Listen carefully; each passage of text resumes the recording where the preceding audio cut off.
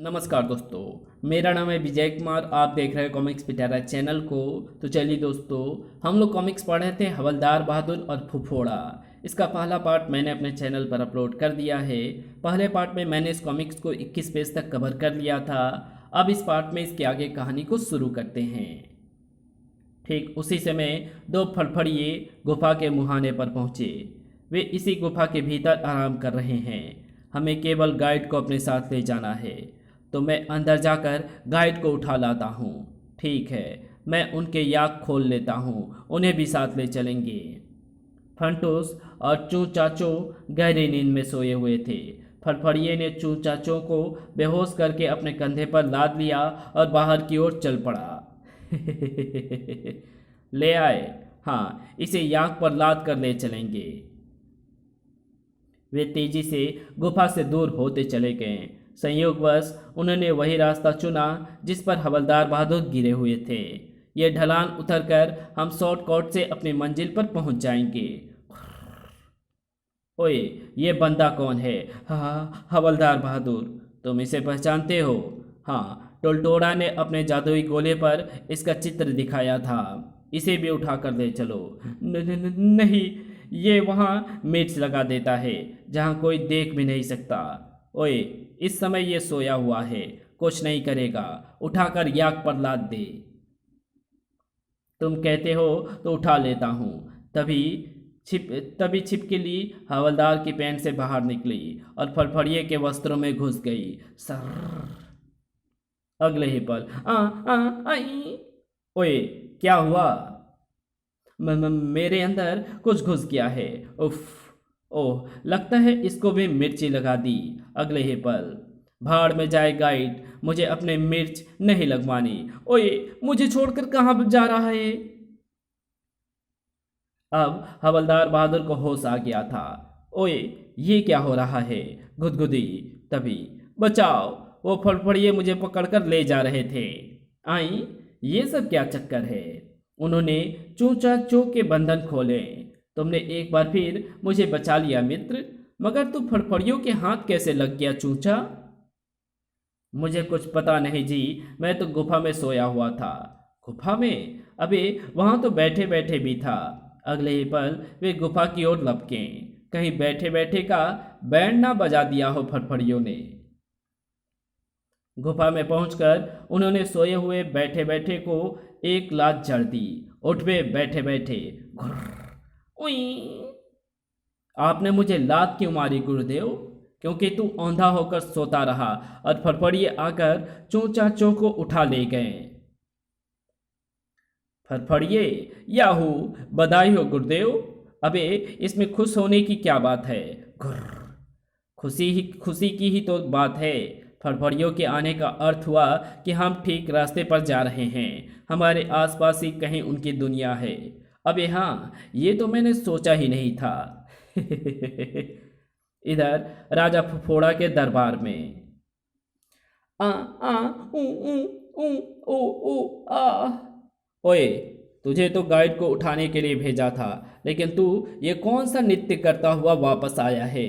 फोड़ा, हवलदार ने मुझे कहीं का न छोड़ा। क्या कहना चाहता है तू? अजी, मैं कहना ये चाहता हूँ कि आप मेरी चड्डी उतार कर देखो, आपको सब पता चल जाएगा।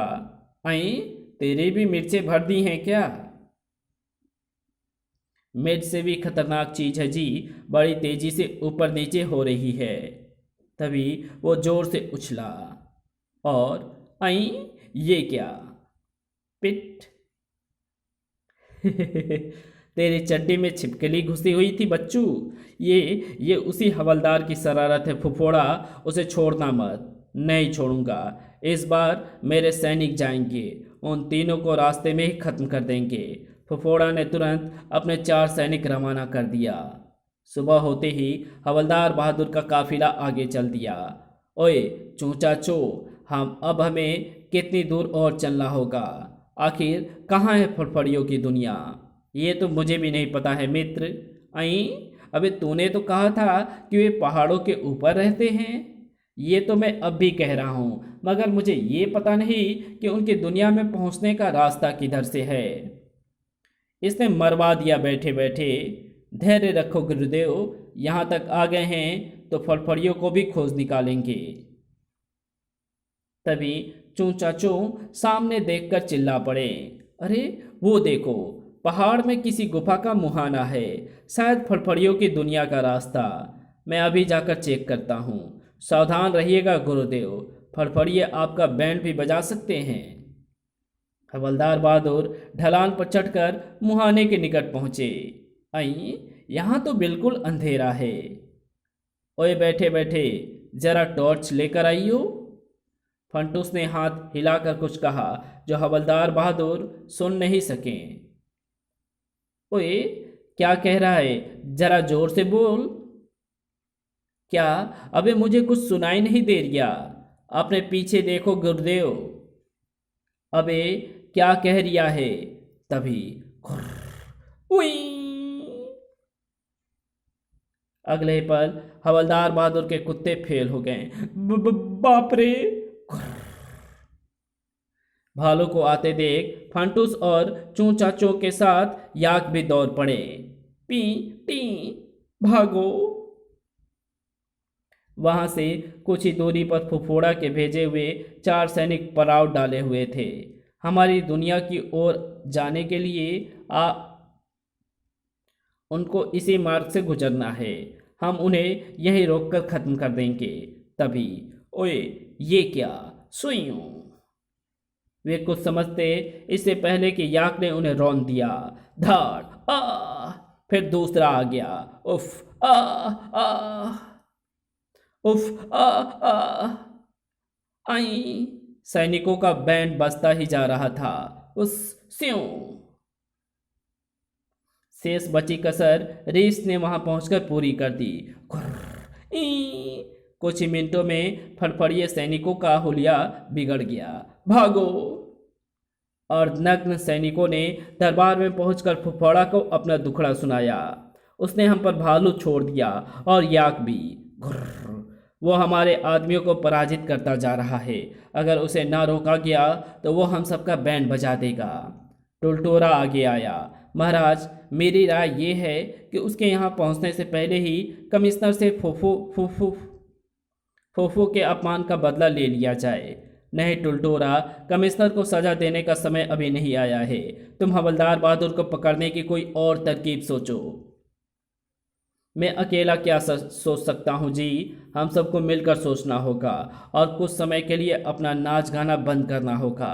ठीक है, हम सब मिलकर सोचते हैं। सभी फड़फड़िए मिलकर सोचने लगे। इधर हवलदार बहादुर अपनी टीम के साथ एक जलप्रपात के निकट जाकर रुके। जान बच गई बैठे बैठे। दौड़ते दौड़ते बुरा हाल हो गया और तुम कह रहे हो कि बैठे बैठे जान बची? ओए, तू समझा नहीं? समझाना बाद में गुरुदेव। पहले ये देखो कि हमारे याक किधर गए। सारा सामान उन्हीं पर लदा हुआ था। अबे हाँ, कहाँ गए याक? दोनों याक रेस से डरकर ऐसे संटी हो गए थे कि दूर दूर तक दिखाई नहीं दिए। सारा सामान भी याकों के साथ चला गया। अब हम आगे कैसे जाएंगे चूचा चूं? आगे जाने के लिए हमें ये नदी भी पार करनी होगी।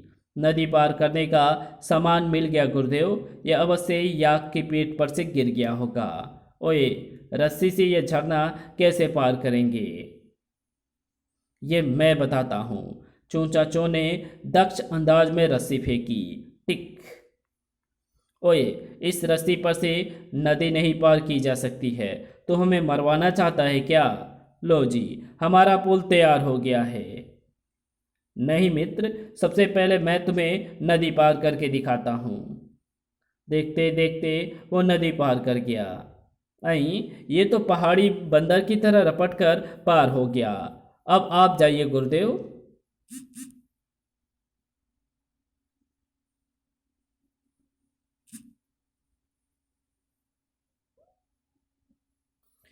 अब आप जाइए गुरुदेव। आ जाओ मित्र, पहले तू जा बैठे बैठे। गुरुदेव का बच्चा पहले मुझे मरवाने के चक्कर में है, लेकिन जाना तो पड़ेगा ही। फंटूस भी नदी पार करने में सफल हो गया। आई जब ये कल का छोकरा नदी पार करते हुए नहीं डरा तो मैं क्यों डरूं? After all my name is great हवलदार बहादुर। आ जा गुरुदेव, आ रहा हूँ बैठे बैठे। हवलदार बहादुर भी रस्सी से लटक गए। लटक तो गया हूँ, अब आगे कैसे जाऊं? दोनों टांगे उठाकर रस्सी में डालो गुरुदेव और खिसकते हुए चले आओ। अच्छा।